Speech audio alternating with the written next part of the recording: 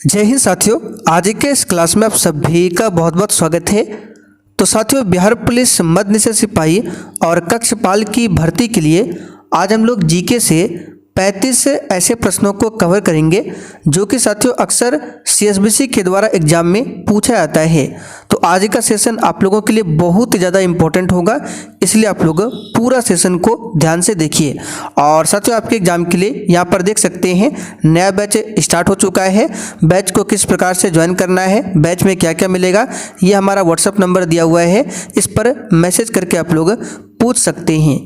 तो देखिए, आज का पहला क्वेश्चन है, राष्ट्रवाद की अवधारणा का जन्म किस घटना से माना जाता है? बिल्कुल सिलेक्टेड क्वेश्चन है। चलिए बताइए इसका आंसर क्या होगा। राष्ट्रवाद की अवधारणा का जन्म किस घटना से माना जाता है? तो यहाँ पर इसका सही जवाब है फ्रांस की क्रांति से माना जाता है। अब यहाँ से क्वेश्चन बनेगा, फ्रांस की क्रांति कब हुई थी? तो याद रखिएगा 1789 में फ्रांस की क्रांति होती है। और उस समय फ्रांस का शासक कौन था? तो याद रखिएगा लुई 16वां। यानी कि फ्रांस की क्रांति के समय फ्रांस का शासक कौन था? लुई 16वां। चलिए आगे बढ़ते हैं। क्वेश्चन नंबर 2, नेपोलियन ने जर्मनी में किस संघ की स्थापना किया था? बिल्कुल आपके एग्जाम पैटर्न पर आधारित क्वेश्चन है। तो साथियों, नेपोलियन ने जर्मनी में किस संघ की स्थापना किया था? तो इसका सही जवाब है राइन संघ की स्थापना किया था। यहाँ पर सी वाला ऑप्शन आपका सही है। आगे देखिए, दास कैपिटल का प्रकाशन किस वर्ष हुआ था? तो साथियों, दास कैपिटल जो है ये किसके द्वारा लिखा हुआ पुस्तक है? तो कार्ल मार्क्स के द्वारा। कार्ल मार्क्स की रचना है दास कैपिटल। इसके साथ में याद रखिएगा कम्युनिस्ट मैनिफेस्टो यानी कि साम्यवादी घोषणा पत्र। तो साम्यवादी घोषणा पत्र और दास कैपिटल ये दोनों प्रकाशन जो है कार्ल मार्क्स की है। और दास कैपिटल का प्रकाशन हुआ था 1867 में। कब हुआ था? 1867 में। और साथ ही यहाँ पर आप लोग देख सकते हैं आपके बैच में one liner booster GK notes का सेट 8 अपलोड हो चुका है। ये नोट्स आपके एग्जाम के लिए बहुत ही ज़्यादा इम्पोर्टेंट होगा। और इस प्रकार से लगभग आपको 55 से 60 नोट्स दिया जाएगा जो कि आपके एग्जाम के लिए काफ़ी है। तो ये नोट्स आपको कहाँ पर मिलेगा? तो बैच में मिल जाएगा। ये हमारा व्हाट्सअप नंबर है, इस पर मैसेज करके बता सकते हैं कि सर हमें इस एग्ज़ाम के लिए नोट्स चाहिए। चलिए आगे देखते हैं। क्वेश्चन चौथा, साम्यवादी शासन का पहला प्रयोग कहाँ पर हुआ था? तो साम्यवादी शासन का जो पहला प्रयोग है ये हुआ था रूस में। कहाँ पर हुआ था? रूस में। रूस की राजधानी कहाँ पर है? तो मॉस्को। ठीक है, रूस की राजधानी कहाँ पर है? मॉस्को। आगे देखिए, हिंद चीन में कौन राष्ट्र शामिल नहीं था? तो साथियों, हिंद चीन में कंबोडिया, लाओस और वियतनाम आते थे। इसमें चाइना शामिल नहीं था। आंसर हमारा क्या होगा? बी वाला ऑप्शन चाइना। चलिए आगे देखिए, गांधी इरविन समझौता कब हुआ था? चलिए बताइए, गांधी इरविन समझौता कब हुआ था? तो इसका सही जवाब है 1931 में गांधी इरविन समझौता हुआ था। इस समझौते को दिल्ली समझौते के नाम से जाना जाता है। ये हुआ था 5 मार्च 1931 को। आगे देखिए, मुंबई में सर्वप्रथम सूती कपड़ों के मिलों की स्थापना कब हुई थी? तो इसका सही जवाब है 1854 में। ये क्वेश्चन एग्जाम के लिए इंपॉर्टेंट रहेगा, स्टार मार्क कर लीजिए 1854 में। आगे देखिए, 1917 में भारत में पहली जूट मिल किस शहर में स्थापित हुआ था?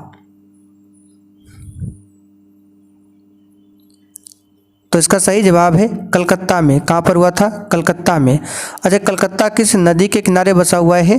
तो ये हुगली नदी के किनारे बसा हुआ है कलकत्ता। इसका आंसर क्या होगा? कलकत्ता। चलिए आगे देखिए, इंग्लैंड में चर्चिस्ट आंदोलन कब प्रारंभ हुआ था? चलिए क्वेश्चन 9 के लिए आंसर बताइए। इंग्लैंड में चर्चिस्ट आंदोलन कब प्रारंभ हुआ था? तो यहाँ पर इसका सही जवाब है 1838 में। कब हुआ था? 1838 में। देखिए डी ऑप्शन में है 1688। तो इसमें क्या हुआ था? गौरवपूर्ण क्रांति। एग्जाम में पूछा हुआ क्वेश्चन है, गौरवपूर्ण क्रांति कब हुआ था? तो 1688 में। चलिए आगे देखिए, ब्रेटन वुड्स सम्मेलन किस वर्ष हुआ था? तो साथियों ब्रेटन वुड्स सम्मेलन जो है ये किस वर्ष में हुआ था? तो 1944 में हुआ था। कब हुआ था? 1944 में। यहाँ पर सी ऑप्शन आपका सही आंसर है। आगे देखिए, 1821 में संवाद कौमुदी का प्रकाशन किसने आरंभ किया था? बताइए। तो साथियों 1821 में संवाद कौमुदी का प्रकाशन राजा राम मोहन राय ने आरंभ किया था। राजा राम मोहन राय को भारतीय पुनर्जागरण का जनक भी बोला जाता है और इनको राजा की उपाधि किसने दिया था? तो अकबर द्वितीय ने दिया था। आंसर यहाँ पर क्या होगा? बी वाला ऑप्शन। आगे देखिए, आधुनिक प्रजातंत्र को किस रूप में जाना जाता है? तो साथियों आधुनिक प्रजातंत्र को प्रातिनिधिक प्रजातंत्र के रूप में भी जाना जाता है। यहाँ पर सी वाला ऑप्शन आपका राइट है। आगे देखिए, संघ राज्य की विशेषता क्या नहीं है? बताइए क्वेश्चन 13 के लिए आंसर क्या होगा? संघ राज्य की विशेषता इसमें से क्या नहीं है? तो याद रखिएगा, एकहरी शासन व्यवस्था, ये संघ राज्य की विशेषता नहीं है। सी वाला ऑप्शन आपका राइट है। आगे देखिए, भारतीय संविधान की प्रस्तावना पर किस क्रांति का प्रभाव नहीं झलकता है? अच्छा देखिए, प्रस्तावना यानी कि प्रियम्बल की बात करें तो संविधान सभा के सामने इसको किसने प्रस्तुत किया था? तो पंडित जवाहरलाल नेहरू ने। कब किया था? तो संविधान सभा की जो तीसरी बैठक होती है 13 दिसंबर 1946 को। तो 13 दिसंबर 1946 को प्रस्तावना को संविधान सभा के सामने प्रस्तुत किया गया था पंडित जवाहरलाल नेहरू के द्वारा। और प्रस्तावना में अभी तक केवल एक बार ही संशोधन हुआ है। कौन सा? तो 42वां संशोधन। कब हुआ है? तो 1976 में। इसी के तहत प्रस्तावना में 3 नए शब्दों को जोड़ा गया था, समाजवादी, धर्मनिरपेक्षता और अखंडता। तो ये क्वेश्चन पूछा जाता है, इसे आप ध्यान रखेंगे। तो यहाँ पर देखिए, फ्रांस की क्रांति का प्रभाव प्रस्तावना पर झलकता है, अमेरिकी क्रांति का भी है, बोल्शेविक क्रांति का भी है, जबकि चीनी क्रांति का प्रभाव नहीं दिखता है। आंसर क्या होगा? डी वाला ऑप्शन।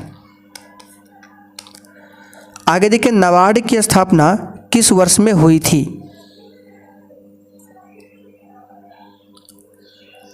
तो साथियों नाबार्ड की स्थापना जो है ये होता है 1982 में। कब? 1982 में। यहाँ पर सी वाला ऑप्शन आपका सही जवाब है, 12 जुलाई 1982 को। और इसका हेडक्वार्टर कहाँ पर है? तो मुंबई में। आगे देखिए, भारतीय उपभोक्ता संरक्षण अधिनियम की घोषणा कब हुई थी? इस क्वेश्चन पर भी आप सभी स्टार मार्क करेंगे, एग्जाम के लिए इम्पोर्टेंट है। भारतीय उपभोक्ता संरक्षण अधिनियम की घोषणा कब हुई थी? आंसर है 1986 में। ठीक है, 1986 में। बी वाला ऑप्शन आपका राइट है। भारत में राष्ट्रीय स्वास्थ्य नीति कब लागू की गई? आंसर है 1983 में। कब? 1983 में। आगे देखिए, पर्यावरण संरक्षण हेतु प्रथम विश्व शिखर सम्मेलन कहाँ पर हुआ था? तो ये हुआ था स्वीडन के स्टॉकहोम में। सी वाला ऑप्शन यहाँ पर आपका राइट है। आगे देखिए, कौन सा एंजाइम इमल्सीकृत वसा का पाचन करता है?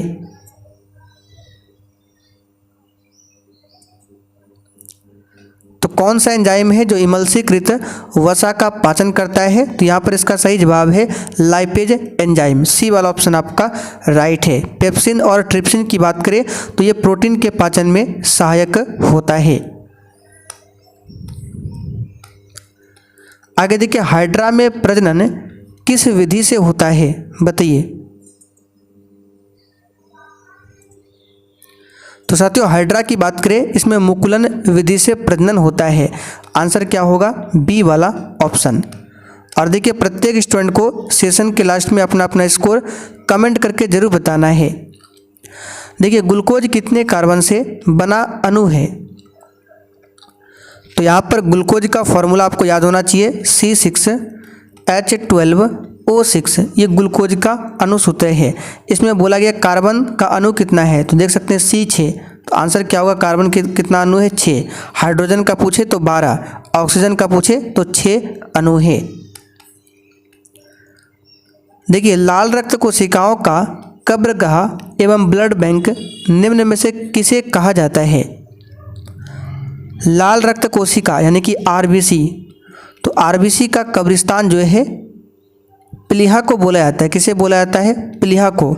बी वाला ऑप्शन यहाँ पर आपका सही है। यकृत ग्रंथि मानव शरीर की सबसे बड़ी ग्रंथि है।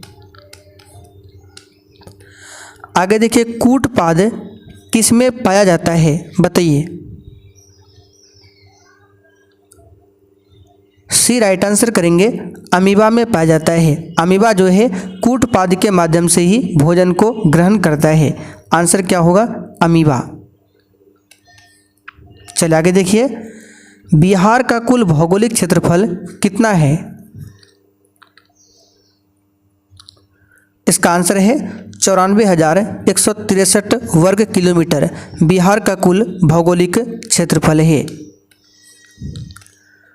पानी में डाली गई छड़ी टेढ़ी दिखती है, इसका कारण क्या है? सिंपल सा क्वेश्चन है, प्रकाश का अपवर्तन। ए वाला ऑप्शन यहाँ पर आपका सही है। आगे देखिए, आंख में प्रवेश करने वाले प्रकाश की मात्रा को नियंत्रित करता है। बताइए कौन? तो ये करता है परितारिका। कौन नियंत्रित करता है? परितारिका। ए ऑप्शन सही है। भारत के संविधान के किस अनुच्छेद के अंतर्गत निजता का अधिकार संरक्षित है? बताइए। राइट टू प्राइवेसी जो है ये आर्टिकल 21 के अंतर्गत आता है। ये क्वेश्चन भी एग्जाम के लिए इंपॉर्टेंट है, स्टार मार्क कर लीजिए। पहला वाला ऑप्शन आपका राइट है। चलिए आगे देखिए, चतुर्थ पंचवर्षीय योजना का कार्यकाल क्या था? आंसर है 1969 से 74 चतुर्थ पंचवर्षीय योजना का कार्यकाल है। आप लोग कमेंट करके बताइए किस पंचवर्षीय योजना में गरीबी हटाओ का नारा दिया गया था। देखिए, विश्व स्वास्थ्य संगठन यानी कि WHO वर्ल्ड हेल्थ ऑर्गेनाइजेशन, इसकी स्थापना कब हुई थी? तो इसकी स्थापना 7 अप्रैल 1948 को हुआ था, इसलिए हम लोग 7 अप्रैल को विश्व स्वास्थ्य दिवस मनाते हैं। आंसर क्या होगा? 1948। इसका मुख्यालय कहाँ पर है? जेनेवा में।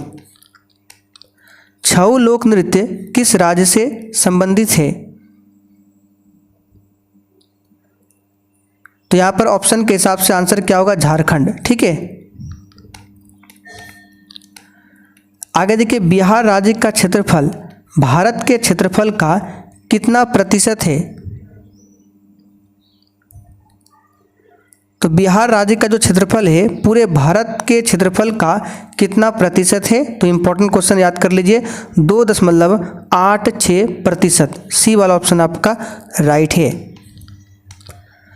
निम्न में से कौन सा दर्रा मणिपुर राज्य में स्थित है? तो मणिपुर में है तुजू दर्रा। कौन सा है? तुजू दर्रा। सी ऑप्शन आपका राइट है। दीफू दर्रा कहाँ पर है? अरुणाचल प्रदेश में।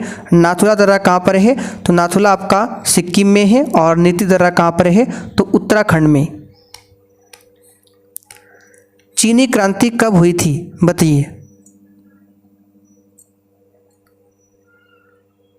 आंसर है 1911 में चीन की क्रांति होती है। चलिए आगे देखते हैं। संविधान के किस अनुच्छेद में राज्यपाल की शपथ का प्रावधान है? तो ये कौन सा आर्टिकल है जिसमें राज्यपाल की शपथ के बारे में बताया गया है? तो यह है आर्टिकल 159। बी वाला ऑप्शन यहाँ पर आपका सही जवाब है। और शपथ राज्यपाल को कौन दिलवाता है? तो जिस राज्य का राज्यपाल है उस राज्य का जो हाई कोर्ट है उसका मुख्य न्यायाधीश राज्यपाल को शपथ दिलवाता है। चलिए आगे देखिए। राज्य का सर्वोच्च विधि अधिकारी कौन होता है?